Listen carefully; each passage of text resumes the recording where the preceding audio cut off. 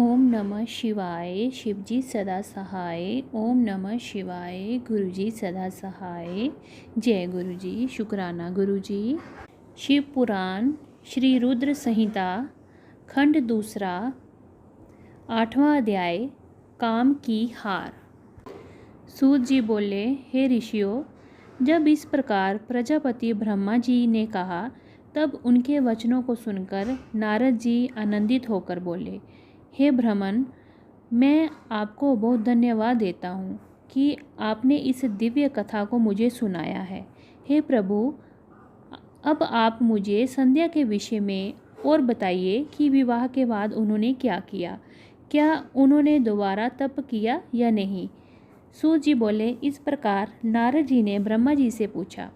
उन्होंने ये भी पूछा कि जब कामदेव रति के साथ विवाह करके वहाँ से चले गए और दक्ष आदि सभी मुनि वहाँ से चले गए, संध्या भी तपस्या के लिए वहाँ से चली गई, तब वहाँ पर क्या हुआ। ब्रह्मा जी बोले, हे श्रेष्ठ नारद, तुम भगवान शिव के परम भक्त हो। तुम उनकी लीला को अच्छी प्रकार जानते हो। पूर्व काल में जब मैं मोह में फंस गया तब भगवान शिव ने मेरा मजाक उड़ाया। तब मुझे बहुत दुख हुआ। मैं भगवान शिव से ईर्ष्या करने लगा। मैं दक्ष मुनि के यहाँ गया। देवी रति और कामदेव भी वहीं थे। मैंने उन्हें बताया कि शिवजी ने किस प्रकार मेरा मजाक उड़ाया था। मैंने पुत्रों से कहा कि तुम ऐसा प्रयत्न करो जिससे महादेव शिव किसी कमनीय कांति वाली स्त्री से विवाह कर लें। मैंने प्रभु शिव को मोहित करने के लिए कामदेव और रति को तैयार किया। कामदेव ने मेरी आज्ञा को मान लिया। कामदेव बोले, हे ब्रह्मा जी, मेरा अस्त्र तो सुंदर स्त्री ही है, अतः आप भगवान शिव के लिए किसी परम सुंदरी की सृष्टि कीजिए। ये सुनकर मैं चिंता में पड़ गया।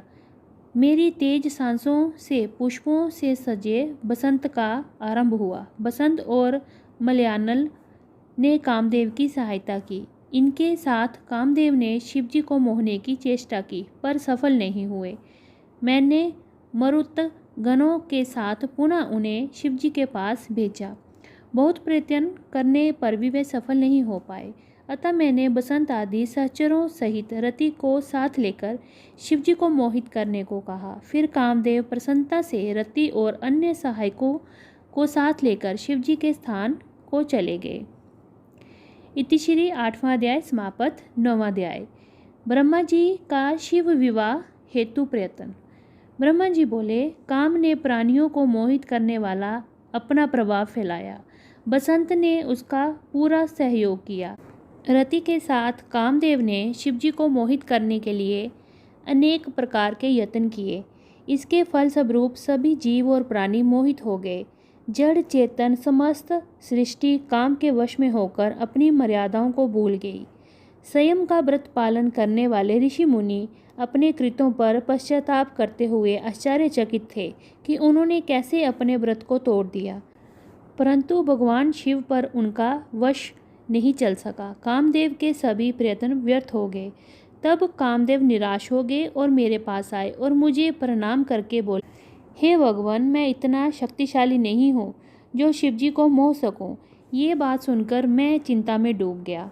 उसी समय मेरे सांस लेने में बहुत से भयंकर गण प्रकट हो गए जो अनेक बाघ यंत्रों को जोर जोर से बजाने लगे और मारो मारो की आवाज़ करने लगे। ऐसी अवस्था देखकर कामदेव ने उनके विषय में मुझसे प्रश्न किया। तब मैंने उन गणों को मार नाम प्रदान कर उन्हें कामदेव को सौंप दिया और बताया कि ये सदा तुम्हारे वश में रहेंगे। तुम्हारी सहायता के लिए ही इनका जन्म हुआ है। ये सुनकर रति और कामदेव बहुत प्रसन्न हुए। काम ने कहा, प्रभु, मैं आपकी आज्ञा के अनुसार पुनः शिवजी को मोहित करने के लिए जाऊंगा, परंतु मुझे ये लगता है कि मैं उन्हें मोहने में सफल नहीं हो पाऊंगा। साथ ही मुझे इस बात का भी डर है कि कहीं वे आपके शाप के अनुसार मुझे भस्म ना कर दें। ये कहकर कामदेव रति, बसंत और अपने मारगणों के साथ लेकर पुनः शिवधाम को चले गए। कामदेव ने शिवजी को मोहित करने के लिए बहुत से उपाय किए, परंतु वह परमात्मा शिव को मोहित करने में सफल ना हो सके। फिर कामदेव वहाँ से वापिस आ गए और मुझे अपने असफल होने की सूचना दी। मुझसे कामदेव कहने लगे, हे ब्राह्मण, आप ही शिव जी को मोह में डालने का उपाय बताएं।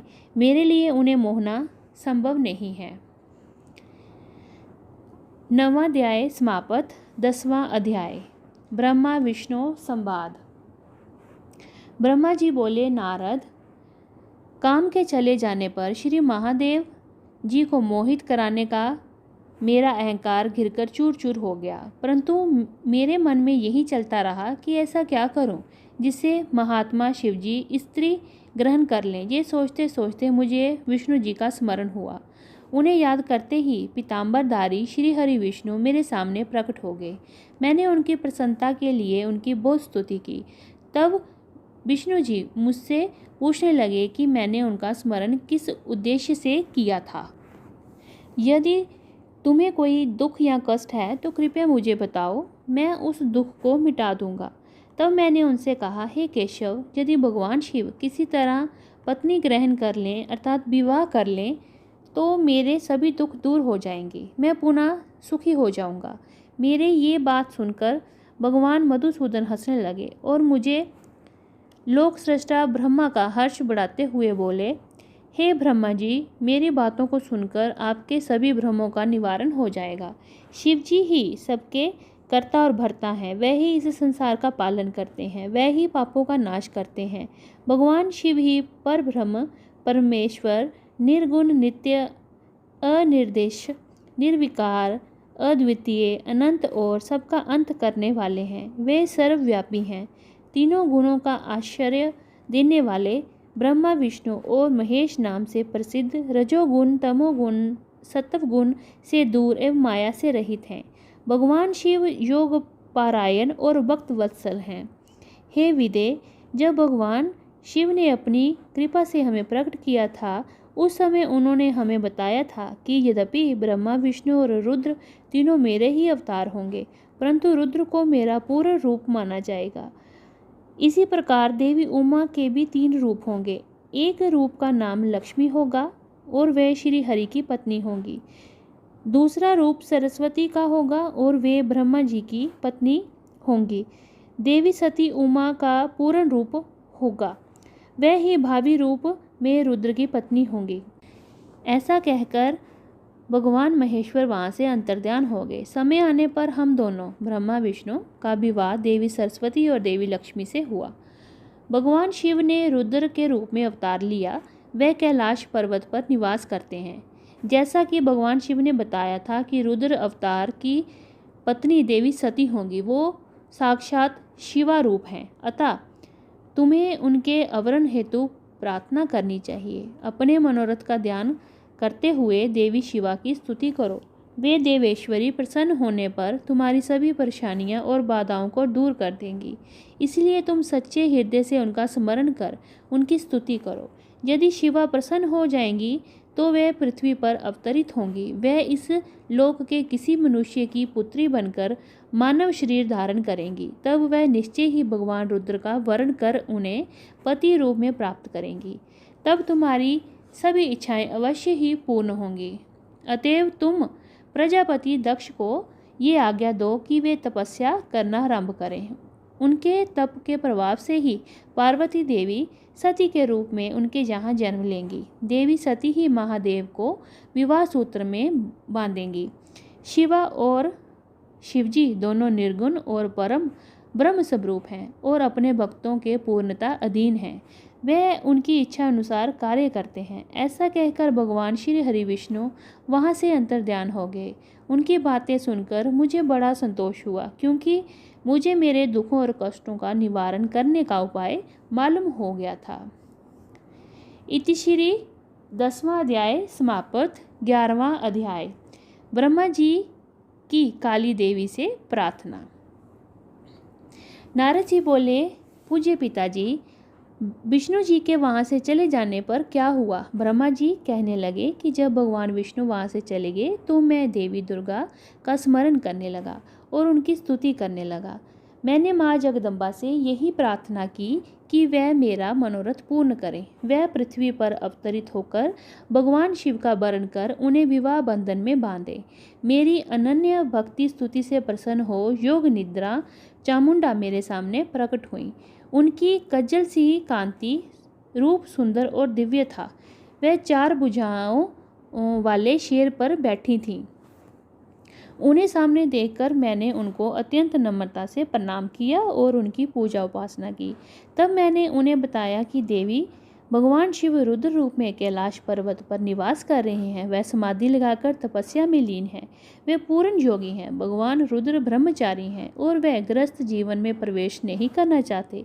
वे विवाह नहीं करना चाहते। अतः आप उन्हें मोहित कर उनकी पत्नी बनना स्वीकार करें। हे देवी, स्त्री के कारण ही भगवान शिव ने मेरा मजाक उड़ाया है और मेरी निंदा की है, इसलिए मैं भी उन्हें स्त्री के लिए आसक्त देखना चाहता हूँ। देवी, आपके अलावा कोई भी इतना शक्तिशाली नहीं है कि वह भगवान शंकर को मोह में डाले। मेरा आपसे अनुरोध है कि आप प्रजापति दक्ष के जहाँ उनकी पुत्री के रूप में जन्म लें और भगवान शंकर का वर्ण कर उन्हें गृहस्थ आश्रम में प्रवेश करवाएं। देवी चामुंडा बोली, हे ब्रह्मा, भगवान शिव तो परम जोगी हैं, भला उनको मोहित करके मुझे क्या लाभ होगा? इसके लिए तुम मुझसे क्या चाहते हो? मैं तो हमेशा से ही उनकी दासी हूँ। उन्होंने अपने भक्तों का उद्धार करने के लिए ही रुद्र अवतार धारण किया है। ये कहकर वह शिव जी का स्मरण करने लगी। फिर वे कहने लगी कि ये तो सच है कि कोई भगवान शिव को मोह माया के बंधनों में नहीं बांध सकता। इस संसार में कोई भी शिव जी को मोहित नहीं कर सकता।